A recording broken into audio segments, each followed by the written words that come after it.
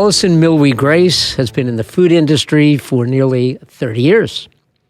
From baking cakes in elementary school to working as a cheesemonger while at Staples High School, waitressing her way through college, becoming executive chef at a restaurant, and now chef owner of Alison Milwe Grace Catering, she's done it all. A University of Massachusetts and Institute of Culinary Education grad and recipient of the James Beard Scholarship, Alison has won too many awards and accolades to mention. She's about to start her 20th year as chef instructor in Staples High School's culinary program. Alison, welcome to 06880, the podcast. Thank you for having me. It is always a pleasure to talk to you. I'm kind of bummed you didn't bring me anything to eat. I didn't have time. You always feed me well, Alison. I did not have time. Not a problem. Your stuff is always great. So, first question. Catering is all about food, but it's also about people. So, do you consider yourself first a food person or first a people person? Wow. I think I am equally both a food and people person. I've always been a people person. I'm a people pleaser. And I think there's so much love in my food when I cook it because I love to please people. So I like to feed people because that's how I love. Great answer. Thanks. So does your food please people all the time? Hopefully, I wouldn't have the business for over 30 years. You know, you're always going to have a client that is setting you up for failure from the beginning. But I think the people person side of me really helps, if that is the case, for me to rectify the situation. I really have not, knock on wood, in 30 plus years had an issue with any major complaints about the food. Wow. Wow. You have very loyal clients. I have very loyal clients and I have very loyal staff. I am extremely loyal. I am probably loyal to a fault. I've been called a basset hound before. And I think my staff has been with me since the beginning, and now all of their kids work for me.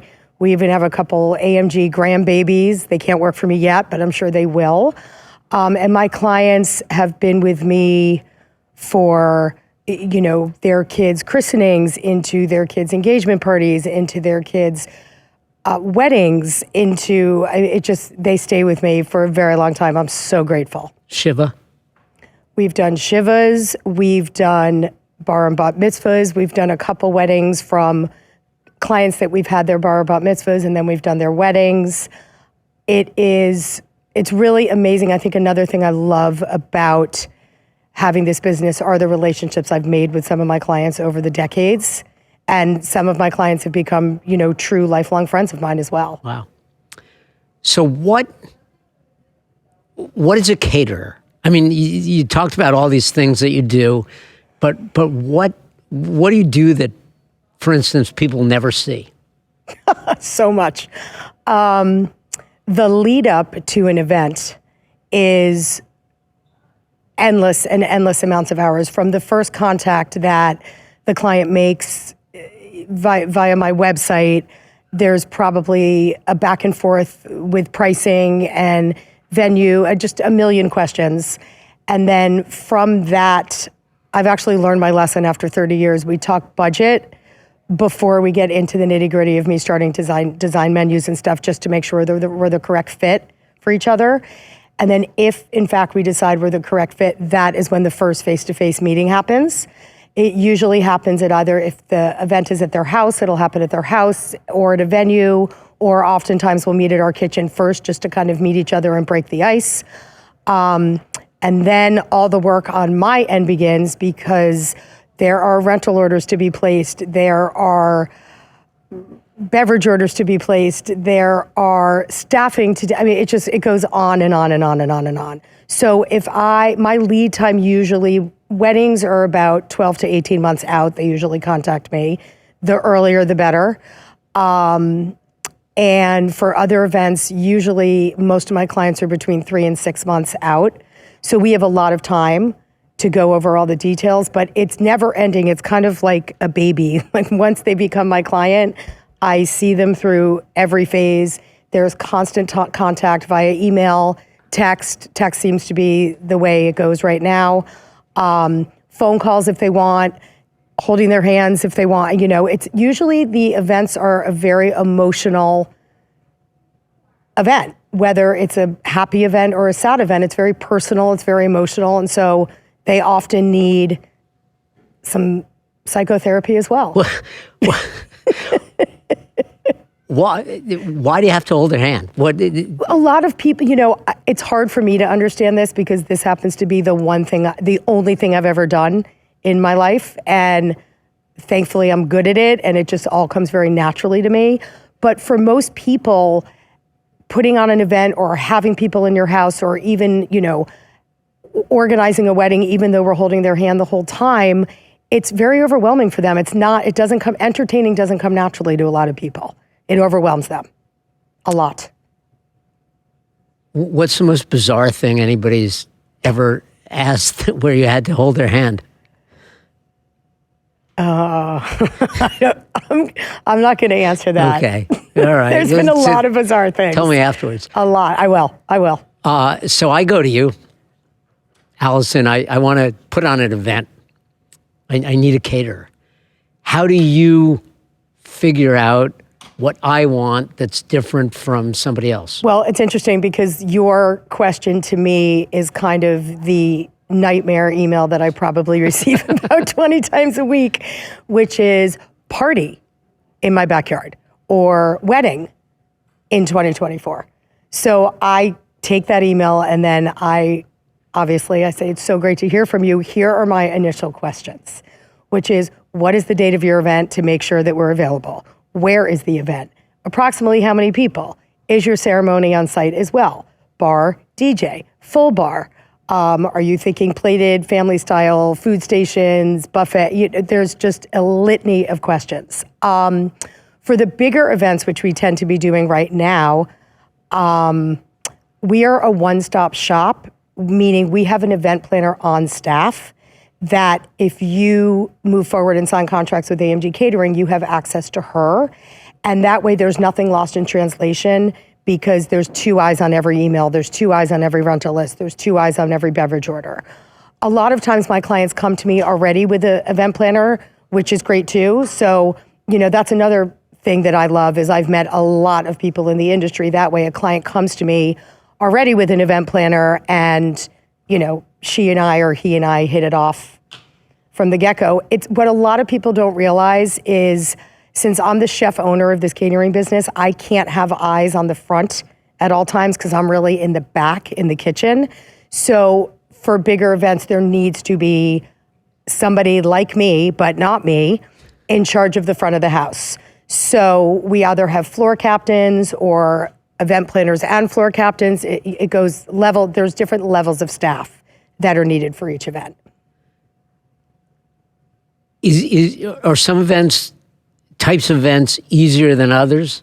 It's getting to the point now that we have signed with a lot of venues locally and we're preferred caterers, and it's been so great because we just know what works best there. And when we enter with all of our stuff and unloading my van and everything, it's every event we do at these preferred venues gets easier and easier every time because we're starting to know the venue. As opposed to walking into somebody's kitchen and saying, I will never walk blindly into an event. If we probably do 50-50 home events, first venue events. There's always a meeting, an on-site meeting before the event. I am a control freak and I need to know what I'm walking into. So there is no way I could blindly walk into something. I wouldn't sleep for the months before the event, if that was the case. Do you say to anybody, listen, your kitchen sucks, I can't do it here? No, because I worked in restaurants my whole life where the kitchens did suck and they were tiny. And so that is, and it's funny, the clients always say, well, this is all I have. I'm like, oh, we got this. Don't even worry about that. And we do a lot of venues, maybe in a field or on a farm where we have to build out kitchens. So I can cook anywhere. That's never the issue. The rain, the weather in the Northeast is the issue. That's the issue. That's what I lose sleep over all the time. And there's nothing you can do about that. Get a tent. Okay. Get a tent, and then we can all sleep. So that's one of your questions. Are you having a tent? Well, it's not so much a question anymore with the crazy weather we're having. If the client's home can't comfortably fit everybody in their house, I am a little bit pushy, and I can't say I require a tent, but I highly suggest it. Mm-hmm. I feel with the Northeast weather, you just never know. And my clients, I want them to be as comfortable with their rain plan as their beautiful day plan. Because on a day like today, anything goes. Yeah. But you have to envision it not being like today and it being really rainy like it was Saturday night. And what would you do?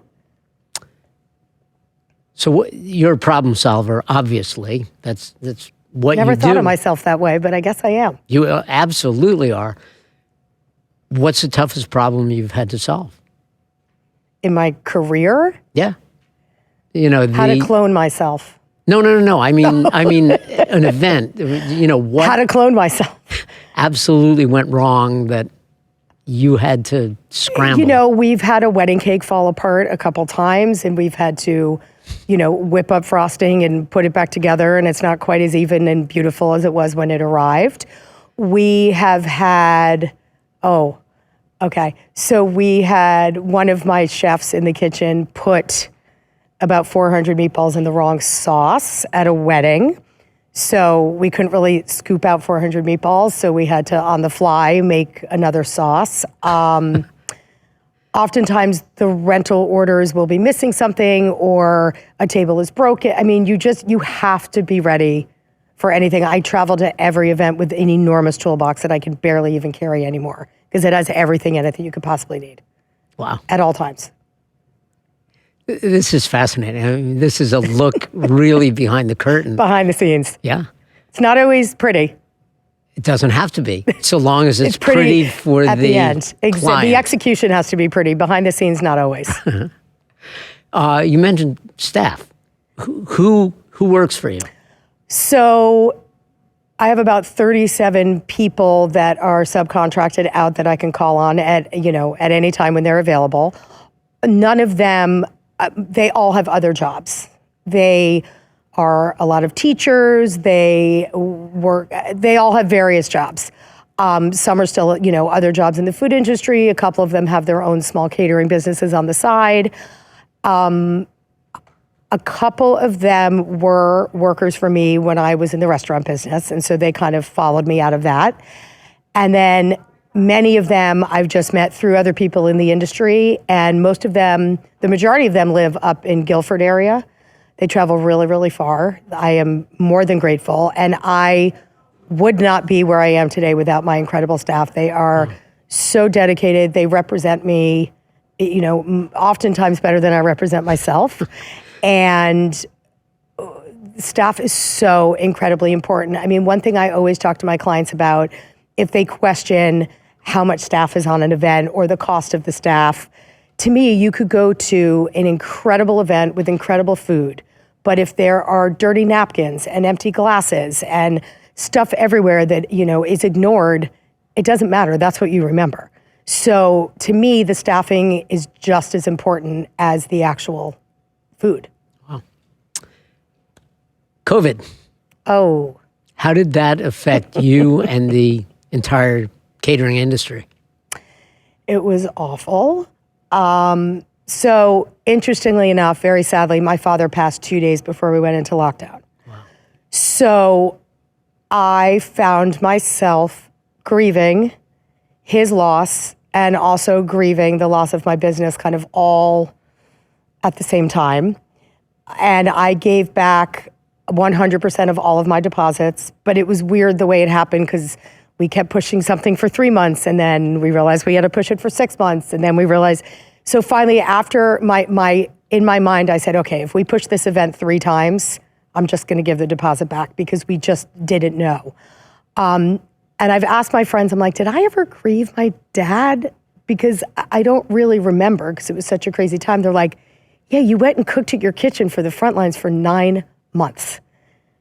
And I did that. And then I also quickly, I hate the word pivot. It gives me PTSD, but I pivoted to curbside, and my clients really showed their loyalty during COVID. I mean, they all came and they picked up food 2 or 3 times a week. And it was also great because it was a chance for myself and my clients to actually interact with other people other than their family. Yeah. They would sit in the car, but they would stay there for like an hour and a half. And I'd be outside talking to them. And I really cooked my way through my grief. Wow. Which I didn't realize until, 3 years have passed. So when I look back on it, that's how I got through. And cooking for the front lines, what did that entail? So I would get a request from a nonprofit that was doing incredible stuff during that time. And they would say, okay, Danbury EMT needs 65 lunches on whatever date it was. So I actually recruited my 2 sons for that. And we would come in and we would cook, and then we would package everything up, and we'd, I had my actually younger daughter make really cute signs for all the frontline workers. That we couldn't make 400 signs all the time, but just a couple saying thank you. And as my husband said, like, I should have probably not lived in the house then, because I was in hospitals probably 3 times a week, just bringing in food, and the welcome I got, it just made me feel like I was doing something right in such a horrible time. Wow. And it was great feeding my clients, but I wanted to do something more than just curbside. Well, you did a lot. So now we're out of COVID. And it's packed. What's it like now, and how has it changed? Oh, so much has changed.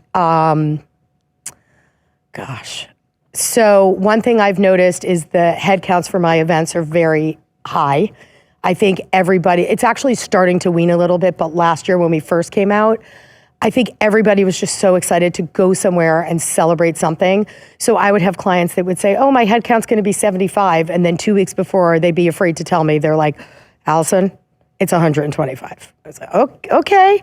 So I rejigged my contract. I now need the head count 1 month before, as opposed to 2 weeks before, because it just kept happening that this was going on. I also put in a whole clause about canceling events and, what happens with your deposit. I implemented all new rules because I had so much financial loss during COVID. I had to figure it out. Everything has to be done a lot earlier. Now, I am a planner, so this isn't that hard for me, but, rental companies are slammed and they have less drivers, and you have to get those orders in way earlier than you would think, because oftentimes now they're just closing out the whole week, a busy weekend. A month before, they'll say, we're not taking any more orders, because people just don't have the staff that they used to have. You can't make any mistakes on anything being delivered to you, because there's not extra staff at all of the outside vendors that I work with for them to have somebody to drive something to you that was just, that's it. No, you get what you get and you don't get upset is AMG's motto since COVID, because you just have to work with what you get. Have dining habits changed? Have your menus changed? So one thing that I did for curbside was I did all these like little individual desserts in mason jars and shot glasses, and that has totally stuck. So no longer am I doing, big dessert buffets where there's like a million hands on everything. I used to do these enormous grazing tables. I mean, they would take up the length of a room, probably use 32 feet worth of table. We're not doing that anymore. We are more doing individual charcuterie boards, cheese boards. Everything's a little more individual, and we swap them out when they don't look pretty anymore. So that way we're controlling the amount of hands and people and everything. I am a complete freak about tongs, little spoon. I mean, if I don't see serving utensils on everything, I lose it. Things that nobody would think of. No, but, God, wow. No. But I think of them. So what's ahead? As you're looking ahead, are there trends that are under the radar? Is the industry going to change? One of the trends I'm noticing is way less sit-down weddings. Everybody really, they don't want to sit for 3 hours. They really want to socialize. They want to connect with everybody. So a way to do that is to not be sitting for 3 hours for 4 courses, and more, what I'm encouraging is we do a sit-down salad first course to bring everybody together, and then we can get the toast out of the way, the first dance, some of the formalities, and then we either do family style or we do a bunch of buffets if there's a lot of people, because another thing I can't stand is lines, so I always have more than one buffet. And people just really, they want to have conversations. Yeah. We've all missed that. Wow. No, I know. I go to a wedding and I sit down at a table. I said, oh my God, I have to sit with these people for 3 hours. 3 hours? Well, yeah, that's why it's a lot better to not have to do that. Yeah. Another thing that I'm noticing is, in the good old days when I first started, if I would do a wedding menu, I needed a beef, chicken, and a fish option. Now I need gluten-free, celiac. I am aware of all the dietary needs. I am not resisting them. I'm totally open to them. And now I basically tell the clients, okay, so instead of 3 things on your reply card, I need you to ask what the food allergies are. And that I said, you might not want to send me that really long email, but I need it. Yeah. And I need it before the event. You've been on 2 cooking shows. Yes. What were those like? The best. How did it come about? I and love how'd it. You do? The first one, which was Kitchen Casino, which I literally can't remember what year. Was that 2015? I think it was. They found me. I think they scour the internet and they just, So I got a call and it was like 6 months worth of interviews and it was a long process. I actually forgot about it because we had all of these video chats and everything, and then I didn't hear anything, and then all of a sudden I got the call 3 weeks before. So I was like, oh, okay. And that was in New York City. It was amazing. It was the hardest day of my entire cooking life, but the best day too. What did you have to do? Oh God, that was a crazy show. It was only 1 season. It never got picked up. I had to do a lot. I can barely remember, but it was a casino show and they switched people's food up. So I would be cooking this beautiful dish and then all of a sudden the table where we were prepping would spin like a roulette wheel, and then I had somebody else's meal in front of me and I had to finish their meal, and then I had this really mean competitor that totally bamboozled me and sabotaged me and threw something that I made, something called a granita, in the freezer. He got kicked off for doing that. But that was crazy. And then the last show I just did a few months ago, which was Supermarket Stakeout with Alex Garnacelli, and that's still on. And that was out in California. That was slightly more relaxing. I mean, I wouldn't say relaxing, but I think because I've done it before, and I think also in COVID, I did a lot of virtual stuff with Channel 12. So I think I was just a little more relaxed than I was in 2015. And the weather was beautiful. I was in Manhattan Beach and we were outside cooking in a parking lot, and I cook in parking lots all the time for my catering events. So it actually felt really natural for me to do that. So what is it, your whole life has sort of led to where you are. When you were elementary school, middle school, did you say, I want to be a caterer? How'd you get here? It's funny. I always thought I wanted to run a bed and breakfast when I was really little. I had before the internet, I had stacks and stacks and stacks of books of bed and breakfast in Vermont, New Hampshire. I was obsessed. And then I went to UMass, and my final project was converting a farm outside of Amherst into a bed and breakfast. And I realized I don't want to do this. And I also realized I don't really want people. I love entertaining, but I don't want them in my house all the time. I'd rather go to their house or go to a venue. I actually always thought I wanted a restaurant. Really always thought that's where I would end up. But then after working in the restaurant business for so long, something was drawing me to catering. I really like a beginning and an end to everything. I'm like a total doer. So with catering, there's a beginning, and then the event is over, and then I can move on to the next, and I love it. When it's over, do you feel happy, relaxed? What's the feeling at the end of an event? I'm never really relaxed because there's always a whole bunch more in the pipe. There have been many events when they are over, I am extremely relieved. And because there's a lot of events that really need major hand-holding. There's so many details involved. And it's nice to just know that we did a great job and that one's off the docket. I would not say I'm ever relaxed. I've been sad a couple times after some events have happened because I've really enjoyed working with the client. But usually I walk away and I'm totally ready for the next one. I get, home at 3 a.m. and I'm already on my computer staffing the next one. So quick answers. Favorite menu item? To eat or to cook? Both. Fish, seafood. For both? To eat and to cook? Why? Because I worked at a seafood restaurant for 4 years. No, I just love working with fish. Favorite venue? Ooh, that's a tough one. Favorite venue to work at? I can't answer that. Favorite type of venue? I like a venue that has a beautiful outdoor garden for the weddings, for the ceremony, and then has a nice air conditioning inside for the rest. Makes a ton of sense. Yeah. Most memorable gig?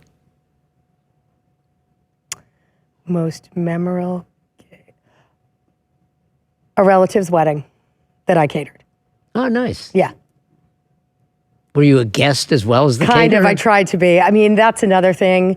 I have a lot of friends or clients that are like, well, we want you to be there, so we don't want to hire you. But I'm like, oh, I'll staff it, so I can be a guest.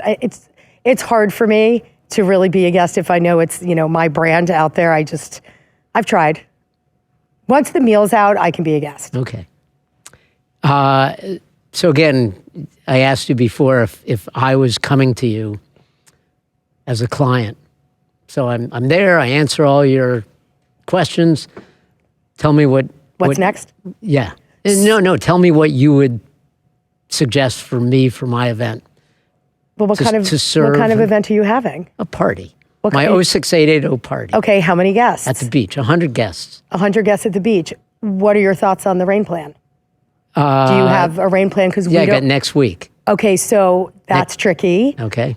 Because of how tight my schedule is, we do not offer rain dates. Okay. So we have one of two options. We cross our fingers, or I suggest that we get a tent. Okay. Or we move the venue. No, it's got to be outdoors. It's got to be at the beach. Okay, so we're getting a tent. Okay. And what do I serve? At the beach? Yeah. Well, instead of doing like messy lobster bake, we're going to shrink everything down. We're going to do like kind of a deconstructed lobster bake. We're going to do lobster sliders. We're going to do clams casino. We're going to do oysters Rockefeller. Maybe we'll have a raw bar shucking on the corner.